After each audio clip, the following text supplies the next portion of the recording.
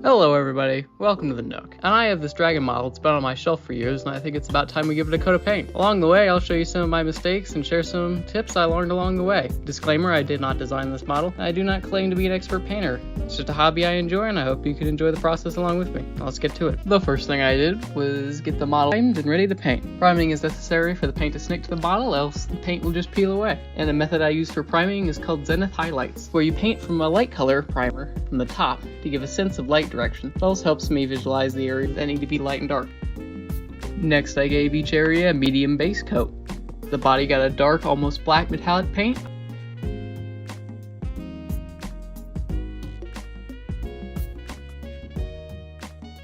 And the wings and claws, belly, and the underside of the tail got a light khaki.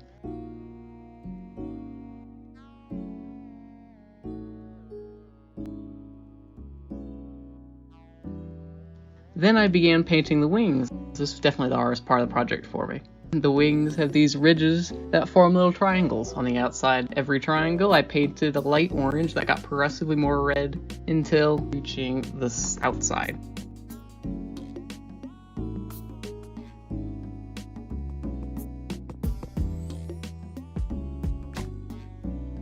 On the very edge of the ridges, I painted halfway down with light purple. Purple might seem odd, but it may make more sense soon. I then mirrored this for the other wings and underside of both. Then I mixed up some black, steel, and purple paint to get a purpley metal look. I took my new paint and coated all the black sections in the arm of the wing.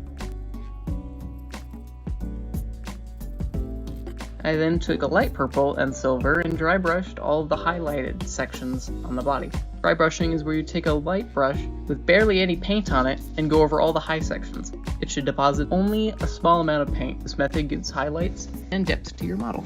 Another challenging part was painting the mouth and the eyes. The inside of the mouth gets a bright coat of red, and the tiny teeth get a bright white coat. Them being tiny, and my shaky hands made painting the eyes really difficult. I added a tiny amount of red around the eyes, and then painted the irises with the smallest pinprick of black, and then added a small amount of yellow to the rights of the irises.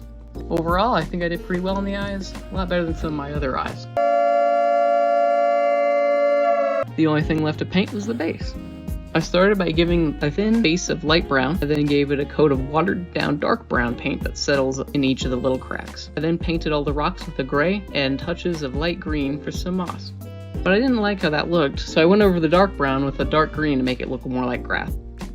Now, if I was to pick the part of the project that I liked the least, it would be the base. I think I could have added more detail, like fake grass, but I don't have any, so it's gonna have to do. Then I did some little detail parts, like painting the wings and the claws and the nails with a khaki, and then a light yellow towards the base. Then I touched up some of the small parts that had the wrong color paint on it. The final steps are simple: washes, highlights, and finishes.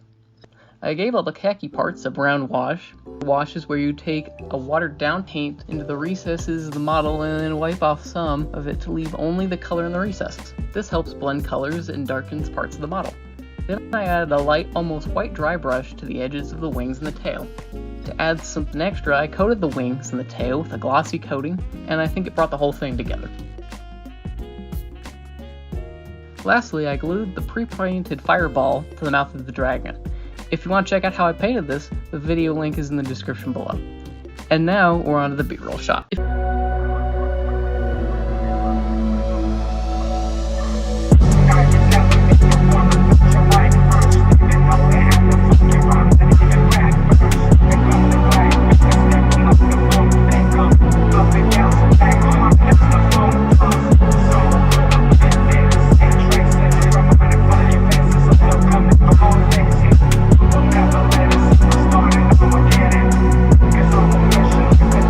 If you enjoyed this video, don't forget to give it a like and hit the subscribe button. Thanks for watching. Have a fantastic day.